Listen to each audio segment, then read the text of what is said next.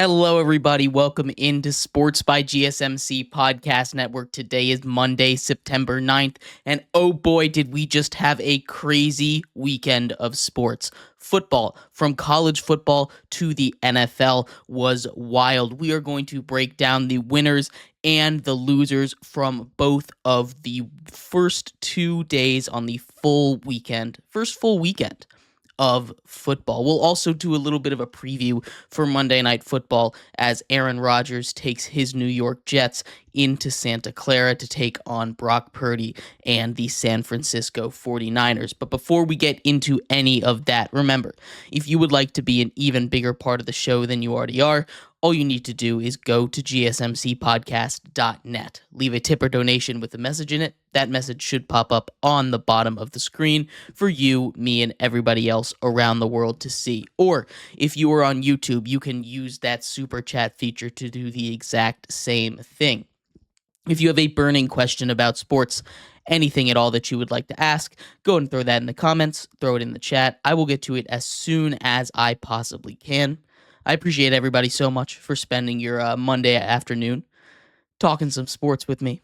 But without further ado, we're going to get right into the craziness that was football this week. And we're going to start off in the NFL. NFL Week 1 winners. And I would be remiss if I didn't start off the winners with Dak Prescott. Dak Prescott signs a massive deal, the biggest deal in NFL history, making him the highest paid player ever. 4 years, $240 million, average annual value of $60 million. $60 million. With an $80 million signing bonus. He's a very rich man. The Cowboys had a very tumultuous offseason. They had to deal with 3 stars, 2 of which have now been signed in Dak Prescott signing his $60 million a year contract. CeeDee Lamb signing his $34 million a year contract. Now there's just one left in Micah Parsons. And Micah Parsons, all news I've seen saying he's not going to sign until the end of the season. But Dak Prescott gets his money at the very last minute, just a couple of hours before the game was to begin. I believe 4 hours before kickoff, he signs this deal. They really made us wait until the very last second, but Dak Prescott and the Cowboys get it done. It's an interesting look because I feel like waiting this long kind of puts them behind the 8 ball if you're the Cowboys. If you're looking for the Cowboys stake, obviously, I'm pretty sure the agents got what they want. They got the biggest contract by a pretty good margin. Again, just 10 years ago, the highest paid quarterback was $22 million. That is an insane number to go up. That goes up $40 million in just the last 10 years, which is crazy to see how much that has grown, just the money at the quarterback position. But I digress. That's a whole nother conversation there. Dak and his agents obviously got what they want. They got that $60 million contract. They got that big money. They're going to play. They're going to be happy. And everyone in the Cowboys locker room seems to be very happy for him. They seem to say, hey, it's worth it. And Dak is a top 10 quarterback. The Cowboys had to pay him. Love him or hate him, the Cowboys, if they want to keep competing, need Dak. They took a risk on Dak, kind of, when they had Tony Romo. Now he got hurt. They still had Tony Romo, so they had a backup plan if Dak didn't work out. But Dak works out. They don't have a backup plan, and they can see that very clearly. Some people call for Cooper Rush. Why would you call for Cooper Rush? Cooper Rush isn't going to be better than Dak. Some people were saying, oh, maybe Trey Lance is the answer. Trey Lance, clearly, after that preseason, is not the answer. So the Cowboys have their hands tied. Maybe they were going to let him hit free agency. Maybe they were going to try their options, but they see now they didn't really have a choice. Dak Prescott gets his money. He is one of the biggest winners in Week 1. The other big winner from Week 1, Saquon Barkley. Saquon Barkley joins a new team, NFC East rivals of my New York Giants. He joins with the Philadelphia Eagles, plays his first game in Brazil. Not only does he look good with a brand new offensive line, look like he's returned to form, look like he's going to be an absolute monster, he scores 3 touchdowns. He goes out there on what was awful field conditions over there in Brazil, just slipping and sliding everywhere. Saquon Barkley himself has trouble with the field in the beginning. He slips, loses 5 yards on his very first touch as an Eagle. Then Jalen Hurts throws an interception. That field condition was awful. It was a very ugly game, especially at the beginning. But Saquon Barkley powers through it, has a beautiful catch for a touchdown in the corner of the end zone. Beautiful throw by Jalen Hurts to get him the ball there. Nice toe tap catch, make sure he gets both feet down, and then, powering through, rushing for over 100 yards, scoring 3 total touchdowns. Saquon Barkley is an absolute monster. He is another winner from week 1.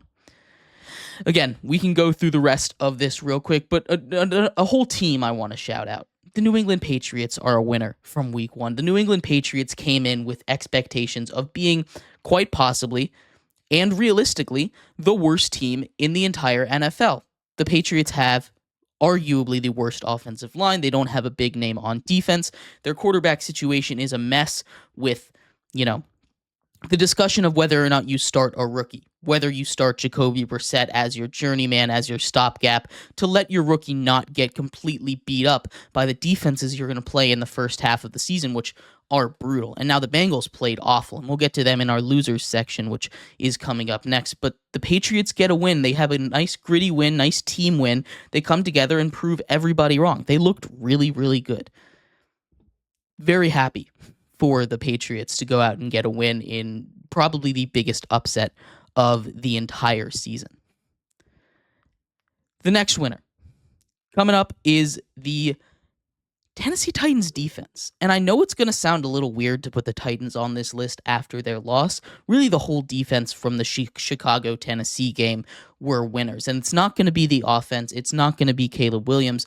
This team was just completely, honestly, a mess. But the defense from the Tennessee Titans, new additions, Ernest Jones, L'Jarius Sneed, these guys that they bring in on the defensive end come in and play immediate dividends for the Titans defense. And the same thing for the Bears. Their defense came in and did their job. They went and scored 2 touchdowns on their own, blocked punt return for a touchdown, a pick 6, forced another fumble, got another interception. They went out there and won the game for the Bears single-handedly. Caleb Williams and the offense got absolutely nothing done. But the Bears defense stepped up. They got the job done. It was very, very impressive to see. This whole week 1 defenses were very impressive. Another winner. Houston at Indianapolis. This was one of my favorite games of the week. Anthony Richardson is just so much fun to watch play football. I'm sure you guys have seen this play, and I'd play it for you if I had the copyright rights to. But early on in the football game, Anthony Richardson drops back, slips, regains his balance, and without really stepping into the throw, bombs the ball 70 yards downfield into a bucket for Alec Pierce. That was maybe the most impressive throw I have ever seen. Straight up. That was one of the most impressive things I have ever seen been done on a football field. Not only does he have the best arm in the NFL, you can try and dispute that, but I think I might die on that hill. Anthony Richardson has the best arm in the NFL, and I really don't think it's that close. Not only is that a situation over there, but you have now him rushing the ball. You saw when it came down to it, they were driving, they needed a touchdown to keep it close. 4th and goal, he runs over a defensive lineman, a linebacker, powers his way into the end zone. The whole defense couldn't take him down. He is 255 pounds, the 3rd heaviest quarterback in the history of the NFL. He's faster than everyone on the field. He has the strongest arm in the NFL. Now, if he could just fix his accuracy, which always was his biggest weakness, right? The accuracy on his throws. We saw it over the middle, especially. He was a little behind, and deep balls down the sideline to Adonai Mitchell. He missed 2 of them that really would have blown this game open for the Colts, a game that was really close overall. But that game was just so much fun to watch. And really, I think both of those teams are winners. Now, obviously, the Colts lose it in the end. in a tight game, but CJ Stroud and that new offense looked great. Stephon Diggs, 2 touchdowns. Joe Mixon, a touchdown. Those new additions coming in big. Nico Collins with an amazing catch to seal the game. A play that honestly I thought was absolutely intercepted. I thought it was intercepted. That ball on the sideline on 3rd and long to seal the game.